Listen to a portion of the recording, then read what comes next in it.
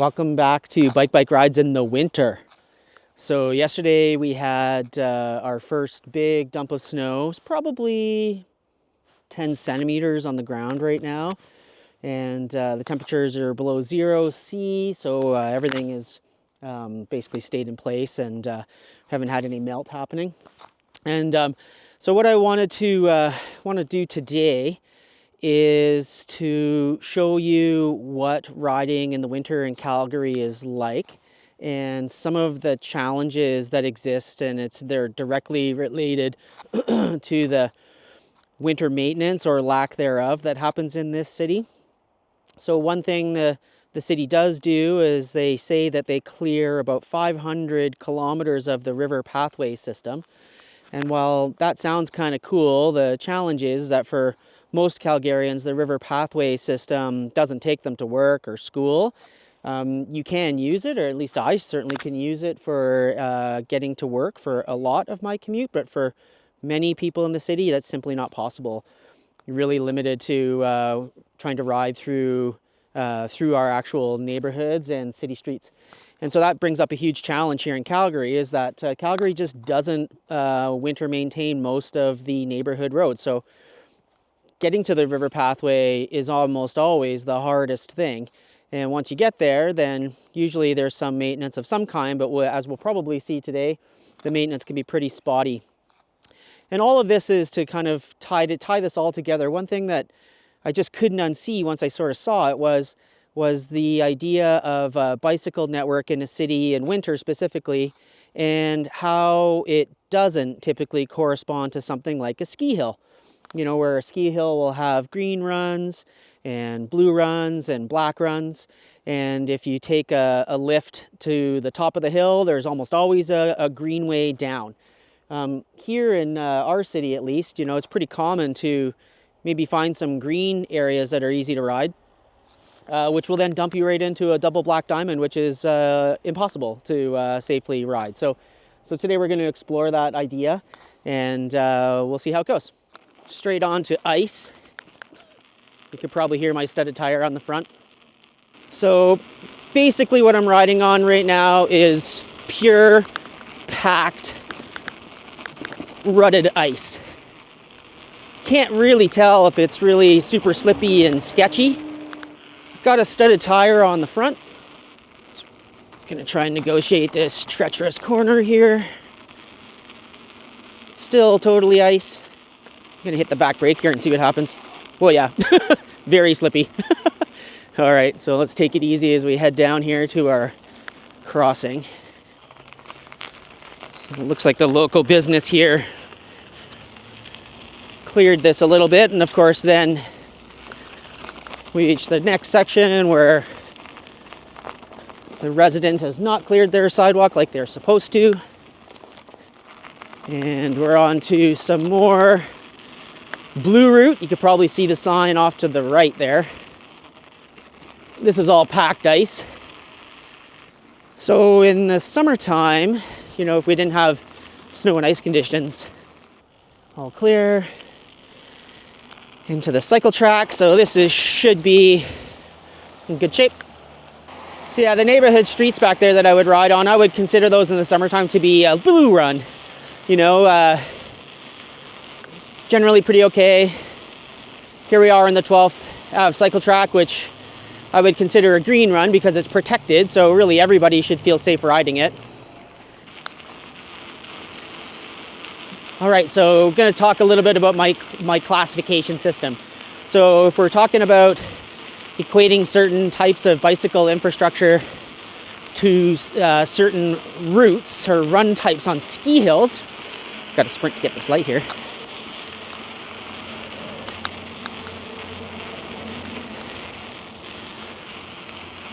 So in my mind, a green run for bicycles would be a car protected or car free zone. So something like we're on here, a cycle track or maybe a bike path.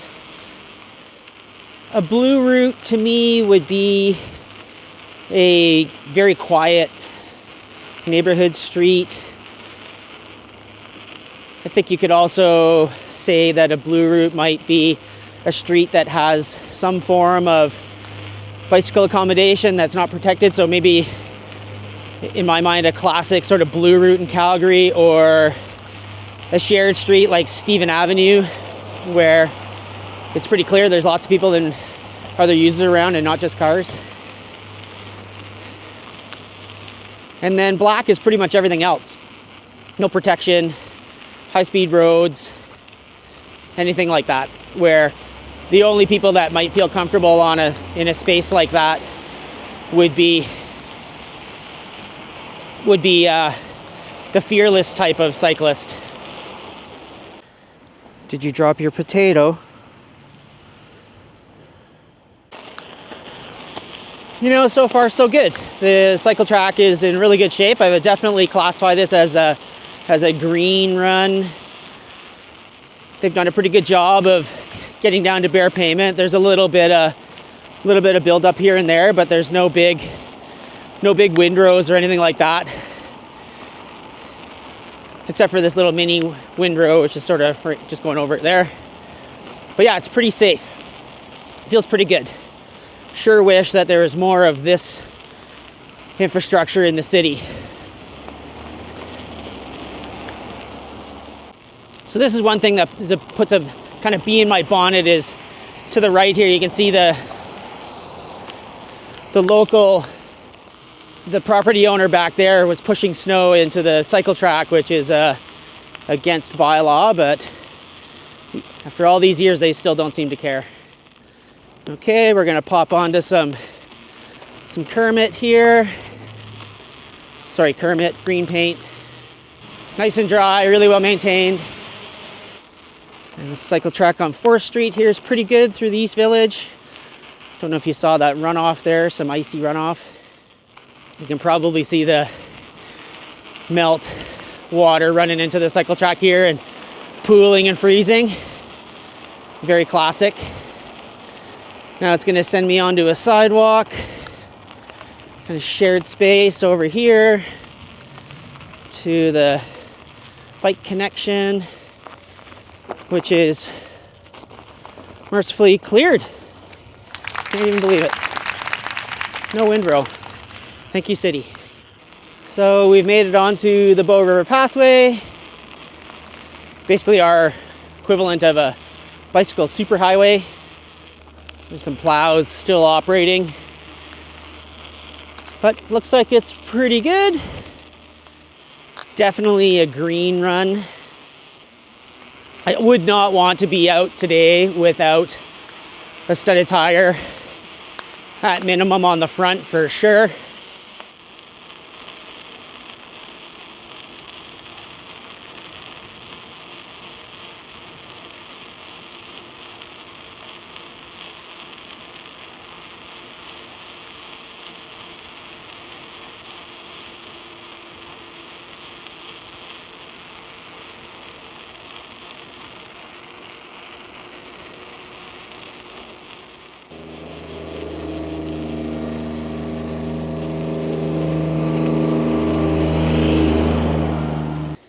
Yeah, see, this is it. See this right here? No clearing. Totally lost. Totally not done. But of course, you get to this little bit right here. Done. That back there would be a deal breaker for, or at least really tough for someone to get through if they were pushing a stroller in fresh conditions. As it is right now, it's ice. Here's another example right here.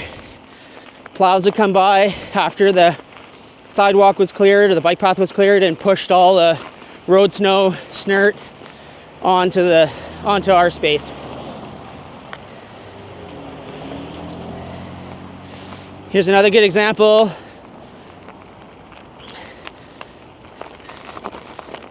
Rutted ice. Nobody with a cargo bike and kids on board is making it through here.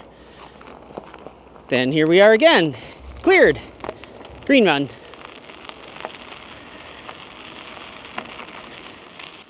So probably, even though this has been cleared, there's still a lot of, That was a foot out for this guy. You know, in the summertime, this is a green route, being car-free bike path. But as it sits right now, they'll probably classify it as a blue because of the rutted ice that is here. Just kind of have to modulate your speed and be careful. But it sure is beautiful, isn't it? Hey, just a little shout out to everyone. If you do want to see more of these videos of me booting around in Calgary, please hit that like and subscribe button. It really helps boost our tiny little teeny weeny micro channel up a little bit. And we do appreciate it. All your views. Thank you so much. So I imagine there's somebody out there going, hey, Mr. Bike, what are you wearing today? Wink, wink, nudge, nudge. And also maybe, what are you riding? What do you got that's kind of winter specific stuff? So first thing that's winter specific would be the pogies on my handlebars. You can probably see those. And basically they're a hand cover. I kind of go for a minimalist version. I don't like the really heavy, thick ones, but so I've got a minimalist set that cuts the wind off. And on my hands, I'm actually wearing these the brand is 100%. And the grip, the glove is called the Brisker. And it's kind of a neoprene glove. It's really a springtime, fall time glove. But perfectly warm in today's conditions inside my pogie. Woo. Got my foot out because of icy corner. As far as what I'm wearing on top, totally overdressed again as usual. So I'm wearing just a t-shirt with a flannel and this puffy jacket. As far as on my legs, I'm wearing my usual Swerve cycling jeans, which are the only jeans I own. I've got some long johns underneath, which are perfectly comfortable. And then some wool socks on my feet stuffed into my favorite Vans winter boots. Anybody looking for a nice lightweight winter shoe, you should check them out. Vans makes a couple of different models. We don't sell them, but I can definitely recommend them. You know, as far as the bike, I'm riding my trusty skid loader, which I did an upgrade to in the spring. You can see it with the little card at the top there. Upgraded the drive system to a 3x3 internally geared hub to try to get my derailleur, or try to get rid of the derailleur so it's not hanging out inside of or out into all the muck and nasty that winter brings. Front tire is a ice spiker from Schwalbe, and the back tire is I'm trying to remember the name of it. Can't even really remember the name of it. What is it? I'm sure I'll figure it out. Oh, there it is.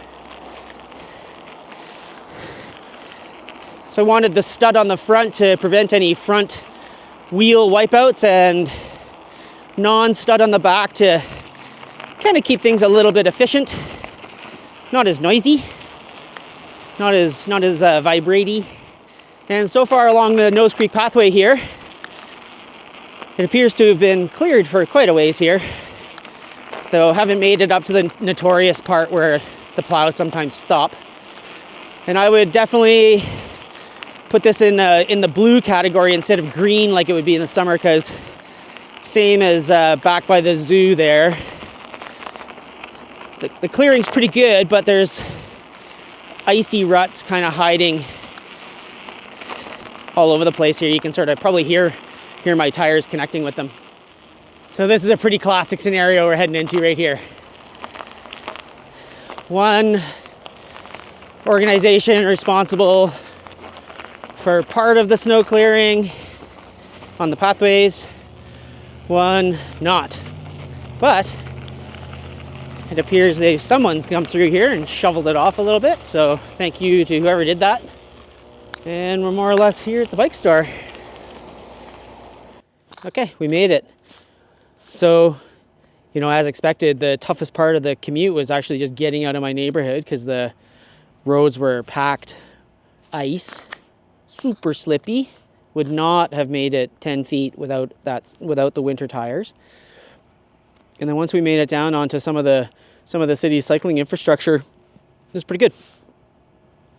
I'm actually surprised with it being the first big dump that the pathways are in good a shape as they were, as it's pretty common in years past where the first snow dump seems to take the staff and the contractors that are clearing the pathways. It takes them a bunch of snow events for them to figure out how to do the job again every year. But this year it looks like maybe someone read the memo to do a better job. So far so good. So that's the first of our winter rides, winter commuting, and you know, we'll do a few more as the season rolls on, and again looking at the challenges that exist in the network and relating it to a ski hill. You know, if you want to get from top to bottom and you want to do it at your skill level, there needs to be a way. You can't be thrown into a situation that's outside your skill level if you really want to get out and ride your bike this winter. So thanks for following along, and we'll see you next time.